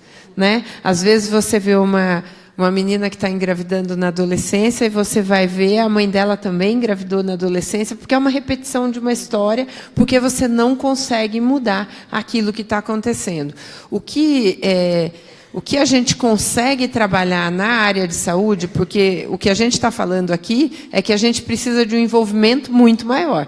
Né? Então, por exemplo, eu na área de saúde não vou conseguir trabalhar todo o sistema social, toda a educação que tem que chegar. Então, essa é uma resposta que eu não vou conseguir te dar sozinha. Quem vai dar são iniciativas como essa. Na área de saúde, algo que a gente tem feito e tem que fazer é tentar prevenir a próxima gravidez na adolescência. Porque muitas vezes a gente vê que a adolescente é exatamente o que você falou e o que ela colocou. Se muda o status dela dentro da família quando ela está grávida, ela não vai parar na primeira, ela vai ter a segunda gravidez. Então, isso é algo que a gente consegue trabalhar na área de saúde, tentar trabalhar isso, trazer também, muitas vezes, a mãe adolescente, mas o pai também é adolescente, então você tem que trazer os dois, trabalhar com aquilo. Muitas vezes a mãe vem na consulta com o adolescente, então começar a fazer um trabalho de assistência social para você incluir mais gente. Mas continua sendo extremamente difícil por algo que você disse e que é a verdade. Mesmo que você consiga trabalhar, o núcleo que você vai trabalhar é muito pequeno, e ao voltar para a comunidade, se não houver uma ação maior e que envolva mais gente, a tendência é que aquilo volte exatamente para o estágio inicial. Né? Então, é um trabalho que não dá para ser só de uma área. Ou todos se unem para mudar a realidade, e vai demorar muito. Não acho que vai mudar em 2 minutos, mas acho que é um trabalho que ninguém pode desistir. Né? Obrigada, Rossana. Obrigada, Rachel. E aproveitando ainda essa deixa aí, eu vou provocar agora a Ilka, que a gente está terminando, já está bem atrasado, inclusive, mas eu vou te fazer uma provocação. Isso pode entrar na agenda de empresas? Você acredita que isso vai entrar na agenda política e na agenda de empresas do país? Me traz esperança, Ilka, pelo amor de Deus. Não, acredito sim. Até em razão do que eu falei no início, né, ver que nós, enquanto sociedade civil, podemos pautar determinadas questões e conseguir avanços dialogando, né, tanto com categorias profissionais como com empresas privadas. Eu acredito que, de fato, é possível ter uma esperança de que isso entre na agenda. Né? A gente tem não só os objetivos do milênio, os objetivos de desenvolvimento sustentável, desculpe, o 3 e o 5, que está sendo basicamente discutido aqui hoje, né? Que é a questão do bem-estar e saúde e igualdade de gênero, mas a gente também está vivendo a década da população afrodescendente, e existe uma meta de não deixar ninguém para trás.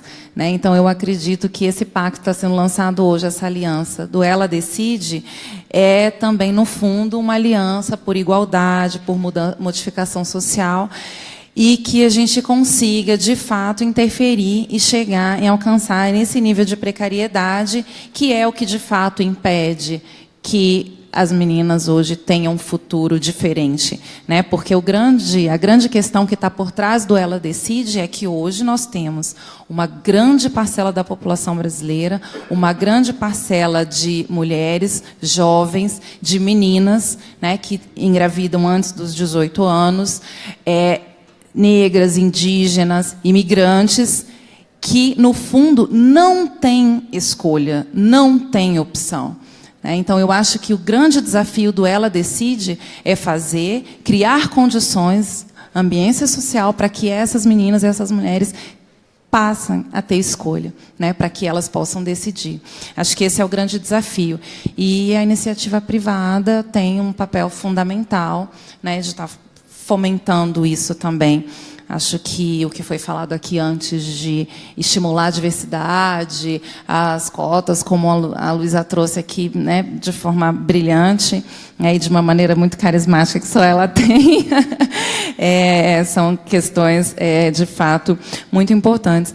E, para encerrar aqui minha fala, eu acho que tem uma questão muito importante também, que a gente ainda faz pouco, é ouvir essas meninas. Né? O que a gente precisa é ouvir, a gente precisa ir até essas meninas, essas jovens, essas mulheres, e ouvi-las, dar voz, né, aumentar a representatividade. Hoje, nossa representatividade política em cargos de alto escalão, estruturas de poder ainda é mínima, e onde a gente não se vê representado, a gente também não enxerga essa esperança. Então, aumentar essa representatividade é essencial para que a gente possa estar disseminando essa esperança. Então, é isso. Educação, mudança social, transformação social, educação, para que a gente possa, de fato, decidir, escolha informada, contracepção para não engravidar e não temos como deixar de falar disso, o aborto seguro para essas mulheres, essas meninas não morrerem.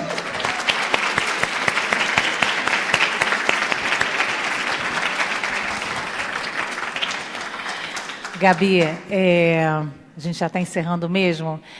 Vou fazer a mesma pergunta que eu fiz para a Bela, que é essa visão do jovem, essas diferenciações dos jovens. Você percebe, você lida muito com jovem de periferia também, né? Eu cresci lá, né?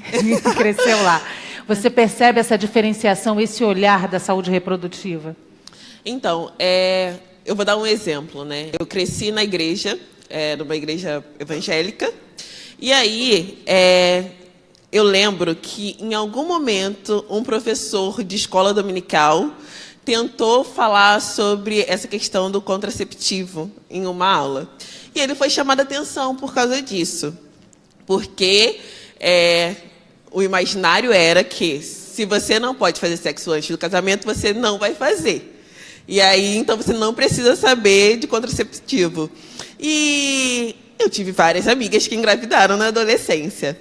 E por isso que eu falei lá no início e repito, a gente precisa saber de que mulheres a gente está falando e quem está falando com essas mulheres. Porque não adianta também a gente trazer uma pessoa que não conversa a mesma linguagem. Talvez a solução seja tirar meninas dali mesmo, da mesma idade, porque, sim, existe um problema de geração. E eu tenho 26 anos e eu já não converso mais com os adolescentes. Assim. Eu converso com a mãe deles e a mãe deles mostra o vídeo para eles. Eu achava que eu era descolada, mas quando eu vi lá a estatística do canal, só tem gente adulta. Não. Mas a gente precisa entender quem são as pessoas que estão falando com esse público que precisa ouvir e precisa entender o Ela Decide. Precisa entender o Ela Decide, né? Eu me senti muito contemplada com a sua fala, porque eu tenho muito essa visão também, porque às vezes a gente acha que a gente está usando a linguagem certa para o público certo, mas não chega a informação, não chega. E a gente precisa ouvir mais o que eles querem receber e o que eles entendem como Ela Decide. Obrigada, Gabi.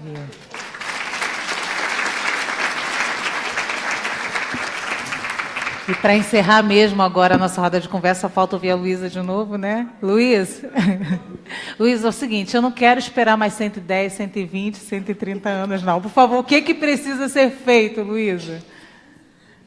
Primeiro, eu acho que a gente tem que ver a campanha não como uma coisa que vai falar diretamente com a mulher.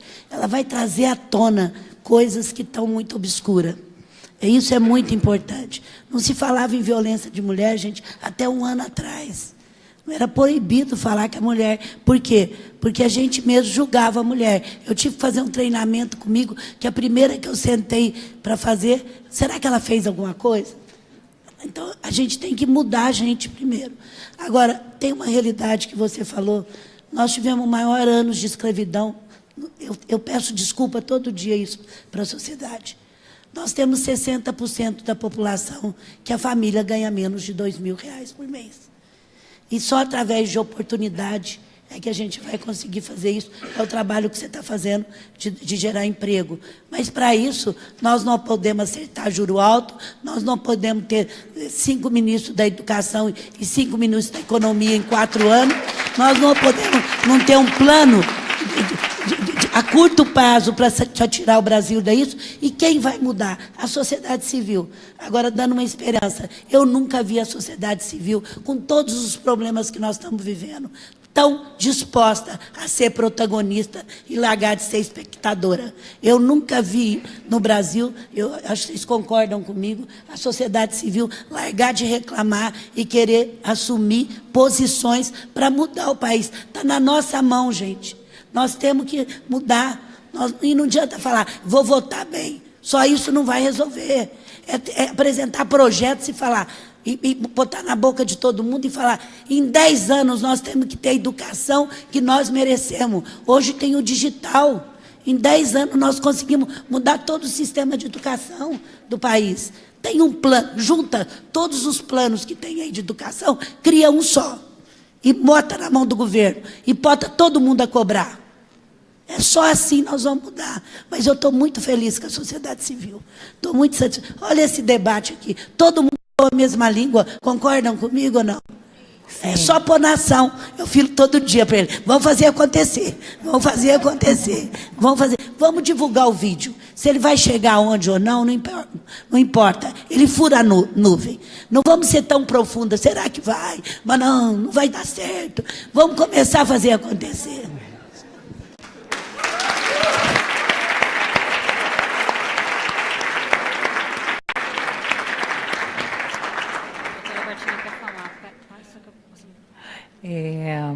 Eu vou passar ainda, antes de encerrar, o microfone para a doutora Albertina. Ela quer dar uma palavrinha para a gente. É uma honra também ouvi-la. É uma honra. Bem, eu não esperava falar, né? Estou muito feliz de poder falar. E com uma felicidade de ir em São Paulo, eu estive em Washington, mostrando que o programa do adolescente do Estado de São Paulo reduziu em 46% a gravidez de 15 a 19 anos e reduziu em 40% a gravidez de 10 a 14. Nós temos hoje um índice menor no Brasil. E só lembrando que de 10 a 14 anos no Brasil, uma menina a cada 19 minutos de 10 a 14 anos é mãe. Isso, para mim, esse número é violento. E claro que são as meninas afrodescendentes que são mais mães. E outra coisa importante que eu queria repetir é que em São Paulo nós temos uma menina de 10 a 14 anos, estou falando de 10 a 14, a cada 3 horas e 25 minutos. Isso, cada dia que eu saio, sei que eu vou ter que encaminhar para a Rosana, que eu vou ter que receber e que vou ter do lado de lá, que eu trabalho na ginecologia, né, na prevenção. Toda quarta-feira eu falei, mais uma que vai para a obstetrícia. E aí a gente se sente toda arrebentada. Então, a questão, a gente fez uma pesquisa em São Paulo nos anos 90. E eu sou do tempo, né, da ILUF, daquela época que a gente batalhava e brigava, sempre vou continuar. Bom, então veja bem, naquele momento, em 90, a gente descobriu que as meninas tinham medo de não agradar. Medo de não agradar. Então, essa campanha, Ela Decide, dá para mim uma grande esperança. E eu aproveitei para falar, porque a Luísa, que eu respeito muito, sei muito dela e tenho muito carinho por essa forma que ela fala, fura-nuvem. Então, vou colocar aqui uma proposta de fura-nuvem. Tá? É proposta já recebi, já tudo. Eu falei com a ILUF antes e vou falar agora. Ia marcar uma reunião antes e vou marcar aqui. Para de dizer, usa camisinha. A mulher não decide que o cara use camisinha. Ele não decide. Já pensei, põe camisinha com o time de futebol, São Paulo, Corinthians, para ver se ele avança. Não avança. Então, agora, eu estou com uma proposta. As meninas não têm medo de colocar o copinho, porque elas acham que é ecológico. Então, minha proposta de fura-nuvem é, você decide, ela decide, vista a camisinha feminina. Se você vestir a camisinha feminina e dela para a relação ou para o baile, você não precisa que ele use a camisinha dele. Ele vai ficar envergonhado. Eu uso a minha camisinha feminina. Isso é uma proposta de uma ginecologista. Sair de casa decidido, usar a camisinha.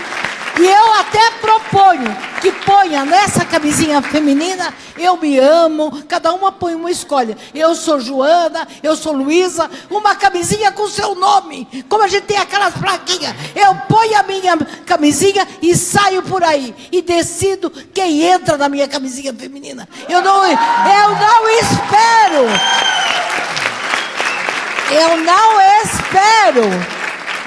espero que você use a sua camisinha, eu uso a minha. Por que eu tenho essa certeza? Porque já fiz um trabalho com transexuais e com homossexuais, e eles me falam, eu posso usar no ânus a minha camisinha feminina? Eu ensino para eles e eles usam. Então, se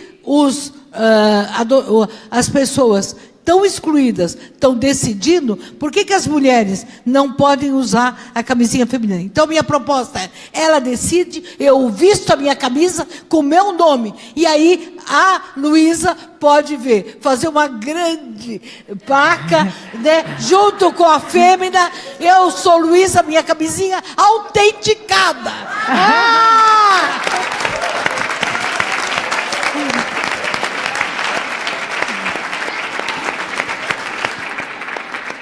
Gente, eu quero agradecer muito essa oportunidade, esse debate alto nível e tão divertido e tão esclarecedor. Muito obrigada. E agora eu vou passar a palavra para a Maiara. Obrigada a todas vocês. Maiara, com você agora. Luciana. Antes de encerrarmos esse debate, eu convido a todas para assistirmos um vídeo que a Gabi fez para a campanha. Quando eu escolhi respeitar o meu corpo, eu descobri ser feliz a...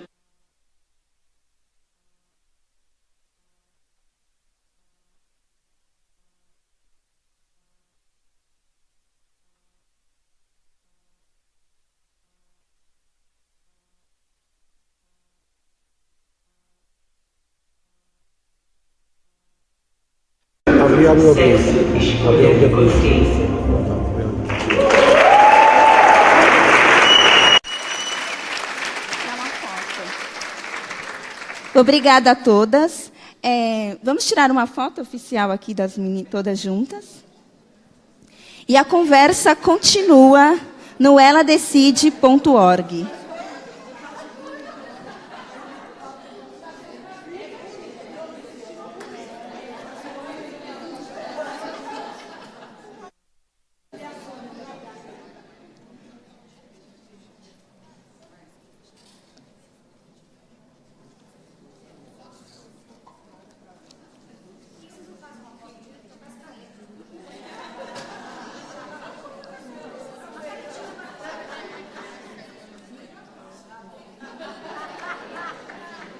Muito obrigada.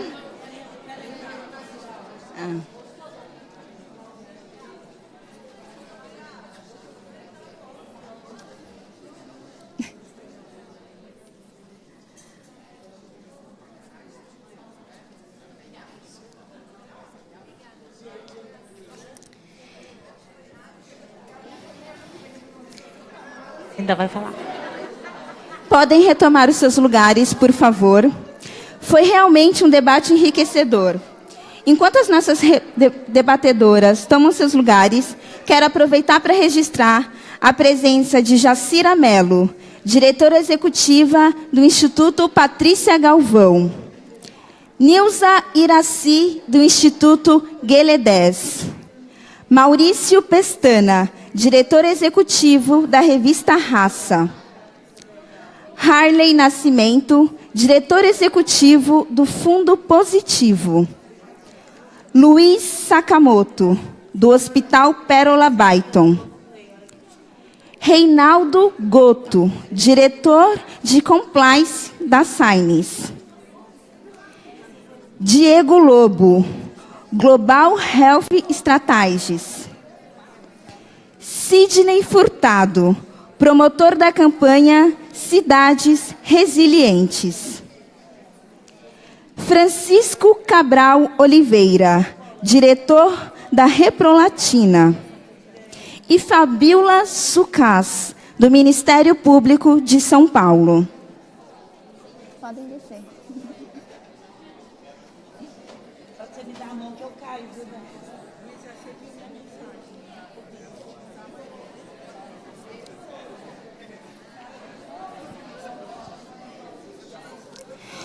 Os desafios são gigantescos, mas a troca de experiências, os diálogos abertos e livres de preconceito são possíveis. Por isso, a primeira grande ação da Aliança é a campanha Ela Decide, Seu Presente e Seu Futuro, de promoção do empoderamento e dos direitos das mulheres para que alcancem seu pleno potencial e possam fazer valer suas decisões sobre sua sexualidade e vida reprodutiva. Os vídeos que vocês assistiram durante o debate são as primeiras peças dessa campanha, que ganham as ruas e a internet no dia de hoje. O site eladecide.org está no ar e é um espaço para obter informação e saber mais sobre o corpo, sexualidade, futuro, autoestima, saúde sexual e empoderamento feminino. Vocês encontram um link para o site da Aliança e os contatos do Fundo de População da ONU. Para as empresas que gostariam de assinar o compromisso, ela decide seu presente e seu futuro. O nosso agradecimento especial às atrizes Juliana Alves e Bela Piero e às youtubers Gabi Oliveira, do canal de Pretas, e a Juliana Tolesano, a Jutjut, que prontamente atenderam ao pedido da Aliança e estrelaram as primeiras peças da campanha. Agora, convido a todas e todos para o coquetel de encerramento. Muito obrigada.